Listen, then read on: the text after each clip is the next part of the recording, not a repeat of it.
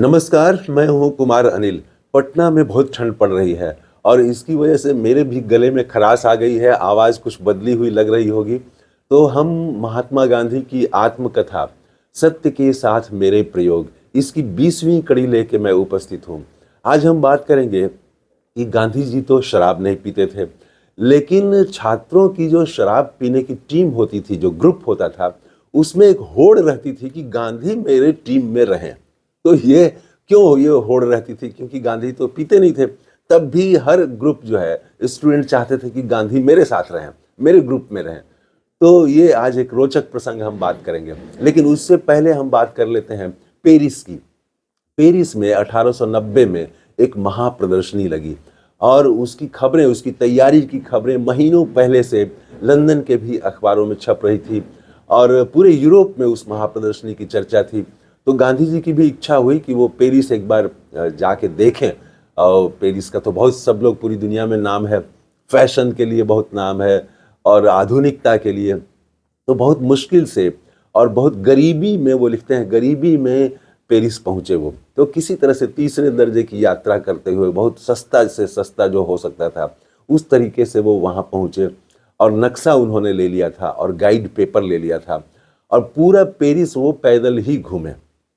कभी उन्होंने कोई वाहन, कोई कार बुक नहीं की। तो वो पैदल ही वो घूमते रहे। और वो लिखते हैं कि शहर में तो उसी तरह से था, काफ़ी फैशन और सुंदर ये सब चीज़ें, शोर, म्यूज़िक, ये सब चीज़ें शहर में। लेकिन वहाँ के जो चर्च थे, वो चर्च बहुत ही शांतिपूर्ण। तो वहाँ पर हमेशा कोई ना कोई प्रार्थना करते हुए मिल जाता और वहाँ लोग चर्च के भीतर बहुत अदब से पेश आते। बड़ा सुकून और शांति वाली जगह होती। बाहर भले ही कोलाहल हो, शोर हो, लेकिन चर्च में घुसते ही बहुत शांति। तो एक तो चर्च की चर्चा की उन्होंने। फिर वो एफिल टावर, ये तो इसका तो बहुत नाम था। तो वो एफिल टावर पर गांधी जी 3 बार चढ़े उतरे और पहली मंजिल पर ही खाने पीने का प्रबंध था। तो वहाँ भी वो उन्होंने भोजन किया और काफ़ी पैसा उनको लग गया। वो अफसोस भी उन्होंने किया कि इतना पैसा पहले उस टावर पर खाने का क्यों मैंने खर्च कर दिया। तो 7.5 शिलिंग उनको लग गया। उन्होंने, गांधी जी ने लिखा है कि मैंने 7.5 शिलिंग फूंक दिए, सिर्फ इसलिए फूंक दिए ताकि मैं कह सकूं कि इतने ऊंचे स्थान पर मैंने खाना खाया है। तो एफिल टावर की बहुत चर्चा थी, लेकिन एफिल टावर के का विरोध करने वाले लोग भी थे। उसमें बड़े नाम थे, वो टॉल्स्टॉय थे। तो टॉल्स्टॉय जो है वो, उन्होंने लेख भी लिखा था और लेख में उन्होंने लिखा था कि ये मनुष्य की मूर्खता की निशानी है। वो 1000 फीट ऊंचा और सिर्फ लोहे का बना हुआ है और उसके पहले ये माना जाता था कि 1000 फीट ऊंची कोई चीज़ नहीं बनाई जा सकती है। ये सब चीज़ें आकर्षित कर रही थी।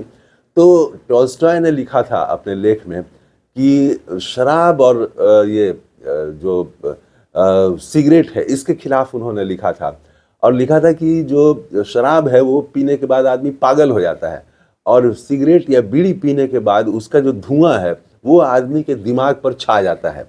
तो ये जो एफिल टावर बनाया गया, ये वैसे ही सिगरेट और बीड़ी पीने वाले लोगों के जिसके दिमाग पर धुआं छा गया है, वैसे ही लोगों की ये करतूत है और उसकी उपयोगिता कुछ नहीं है।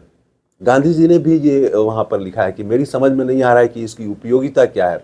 हाँ, एक उपयोगिता हो सकती है कि हर आदमी के भीतर एक बाल मन होता है, बच्चे का मन होता है कि हर नई चीज़ देखें। तो वो जो नई चीज़ है वो देखने के लिए वो लालायित रहता है, उत्साहित रहता है, कूद कूद के चलता है, आगे आगे दौड़ते हुए आप देखते हैं बच्चे चलते हैं जब घूमने जाते हैं। तो वो जो बाल मन है, वो उसको एक सुकून मिलता है, बस इसके अलावा और कुछ नहीं। तो ये वहाँ पेरिस की बात हुई। अब आइए वो शराब वाली बात की, शराब ग्रुप की बात करते हैं। तो वहाँ पर जो बैरिस्ट्री की पढ़ाई कर रहे थे गांधी जी, तो उसमें 3 चीज़ें थी, पढ़ाई, परीक्षा और दावत। दावत, हाँ, ये दावत वहाँ हमेशा ही होता रहता था। तो 3 साल की पढ़ाई में उनको हर साल जो है वो 4 सत्र होते थे। तो इस तरह से 12 सत्र पूरी पढ़ाई में हुए। तो हर सत्र में उपस्थित रहना जरूरी था और एक साल में 4 सत्र हो रहे हैं। तो और एक सत्र में जो है वो 24 ये दावतें होती थी। इसका मतलब कि 90 दिन में 24 दावत, लगभग हर तीसरे चौथे दिन ही एक दावत, एक पार्टी होती थी और पार्टी में भी सबकी उपस्थिति अनिवार्य थी। पार्टी में होता क्या था कि सीनियर जो हैं या जो टीचर हैं उनका भाषण तो होता ही था। भाषण देने की कला लोग सीखते थे, बोलने की कला सीखते थे, क्योंकि बैरिस्टर के लिए ये बहुत ज़रूरी होता है कि आप अपनी बात को कैसे लॉजिकली रखें। तो ये तो होता ही था, लेकिन दावत में मेन चीज़ होता था खाना-पीना। खाने-पीने में पहले तो वो खाना-पीना लेकिन नेसेसरी नहीं था। आपको दावत में शामिल होना है, अटेंडेंस आपको बनाना है। तो कुछ दावतों में तो गांधी जी कुछ नहीं खाए वहाँ पर, लेकिन फिर उन्होंने देखा कि वो गोभी का कुछ टुकड़ा खाते थे और आलू के कुछ टुकड़े खाते थे। फिर एक पारसी मित्र मिल गया इनको, वो भी शाकाहारी था। फिर इन दोनों ने, और सीनियर और स्टूडेंट्स की अलग-अलग वो हॉल होता था। तो उसमें सीनियर्स लोग जो हैं, जिसमें टीचर्स भी रहते थे, तो वो लोग अलग उनका भोजन होता था और इधर जो स्टूडेंट होते थे तो उनका अलग होता था। तो उनके यहाँ जो टीचर्स वाला, जो बेंचर वाला जो भोजनालय था, तो वहाँ पर शाकाहारी कुछ और पदार्थ थे। तो इन लोगों ने मांग की, ये पारसी जो मित्र थे और गांधी जी, इन दोनों ने पत्र लिखा बेंचर्स को कि हमें जो है यहाँ पर सिर्फ गोभी और आलू मिल रहा है, हम अन्नाहारी हैं, शाकाहारी हैं, हमें आपके यहाँ जो और चीज़ें हैं शाकाहारी वो हमें मुहैया कराई जाएं। तो इसको बेंचरों ने मान लिया और वहाँ से तब और कुछ किस्म किस्म के साग से बने हुए चीज़ें जो है वो इन लोगों को मिलने लगी। इसी में होता था कि खाने पीने के बाद में अंत में शराब मिलती थी और हर चीज़ का पैसा पेड करना पड़ता था। शराब का भी पैसा स्टूडेंट को पेड करना पड़ता था, लेकिन वो 2-3 शिलिंग होता था, बहुत कम खर्च होता था। बाहर अगर वो पिए तो उनको ज़्यादा खर्च लगेगा। तो ये जो है 4 छात्रों का एक ग्रुप होता था और 4 छात्रों में 2 बोतल शराब मिलती थी।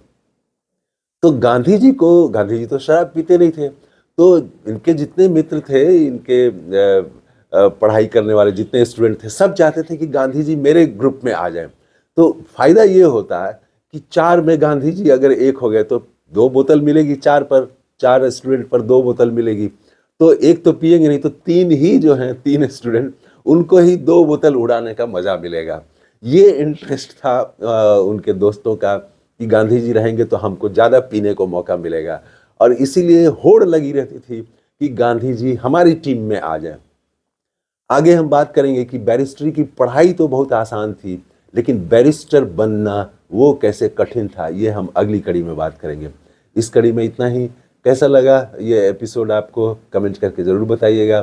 थैंक यू, धन्यवाद, जय हिंद।